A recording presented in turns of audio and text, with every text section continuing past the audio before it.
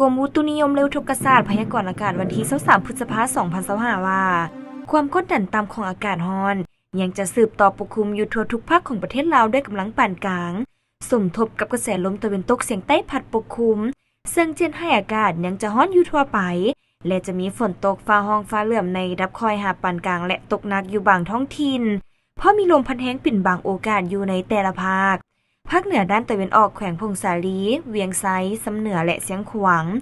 มีเฟือกปกคลุมเป็นส่วนหลายและจะมีฝนตกฟ้าร้องฟ้าเหลื่อมในระดับค่อยหาปานกลางอยู่บางท้องถิ่นเพราะมีลมพัดแรงปิ่นบางโอกาสหรือนาทีการปกคลุมของฝนเท่ากับ 40% ของภาคอุณหภูมิในระหว่าง 18-33 องศาภาคเหนือด้านตะวันตกแขวงหลวงน้ำทาบ่อแก้วอุดมไซหลวงพระบางและไสยบุรีอากาศร้อนพร้อมจะมีฝนตกฟ้าร้องฟ้าเหลื่อมในระดับค่อยหาปานกลางอยู่บางท้องถิ่น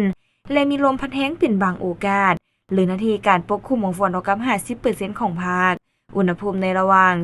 22-35 องศา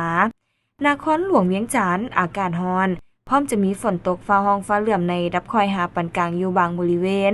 และมีลมพัดแรงปิ่นบางโอกาสหรือนาทีการปกคลุมของฝนเท่ากับ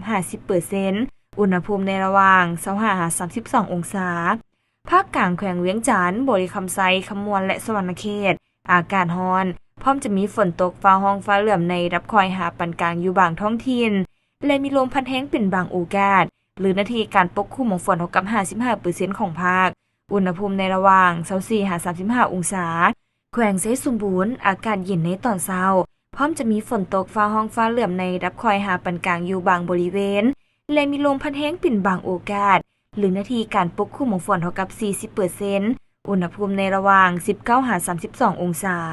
ภาคใต้แขวงสารวันจำปาสักเซกองและอัตตปืออากาศร้อนพร้อมจะมีฝนตกฟ้าร้องฟ้าเหลื่อมในระดับค่อยหาปานกลางและตกหนักอยู่บางท้องถิ่นเพราะมีลมพัดแรงปิ่นบางโอกาสหรือนาทีการปกคลุมของฝนเท่ากับ 55% ของภาคอุณหภูมิในระหว่าง 23-35 องศา